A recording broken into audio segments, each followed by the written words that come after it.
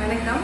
இன்னைக்கு குழந்தைங்களுக்கு காஃப் அப்படின்னா எல்லாரும் என்ன பண்ணுறோம் அப்படின்னா ஒரு காஃப் சிரப் வாங்கி கொடுத்துட்றோம். ஸோ இந்த மாதிரி காஃப் சிரப் வந்து குழந்தைங்களுக்கு நல்லதா அப்படின்னு கேட்டால் கண்டிப்பாக கிடையாது. 12 வயசுக்கு கீழே இருக்க எந்த குழந்தைங்களா இருந்தாலும் காஃப் சிரப் கொடுக்கக்கூடாது அப்படின்னு வந்து நம்ம சொல்லுவோம்.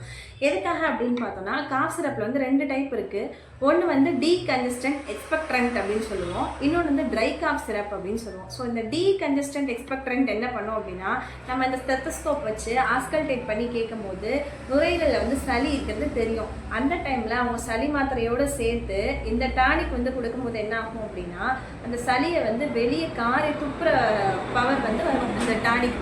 ஸோ என்ன பண்ணுவாங்க அப்படின்னா காரி துப்புவாங்க. 12 வயசுக்கு கீழே இருக்க குழந்தைங்க யாருக்குமே இந்த காரி துப்புறதுக்கு தெரியாது. இது போக இந்த ட்ரை காஃப் சிரப் அப்படின்னு ஒன்று இருக்குது. ஸோ இந்த மாதிரி ட்ரை காஃப் சிரப் வந்து எதுக்கு அப்படின்னு பார்த்தோன்னா ட்ரை காஃபை வந்து நிப்பாட்டுறதுக்கு. இது என்ன பண்ணோம் அப்படின்னா ட்ரை ரெஃப்ளக்ஸை வந்து சப்ரஸ் பண்ணி விட்டுரும். அதனால அதுவும் வந்து குழந்தைங்களுக்கு கொடுக்கக்கூடாது. மேக்ஸிமம் குழந்தைங்களுக்கு வந்து நோய் வருதுங்கிறது அவங்களுக்கு சொல்ல தெரியாது.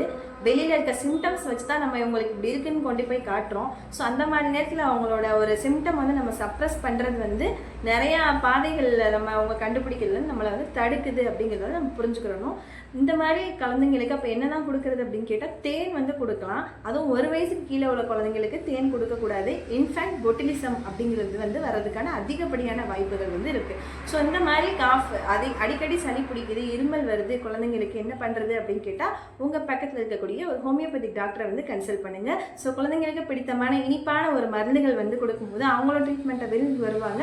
சீக்கிரமாக வந்து சரியாயிடும் இந்த மாதிரி பிரச்சனைகள்.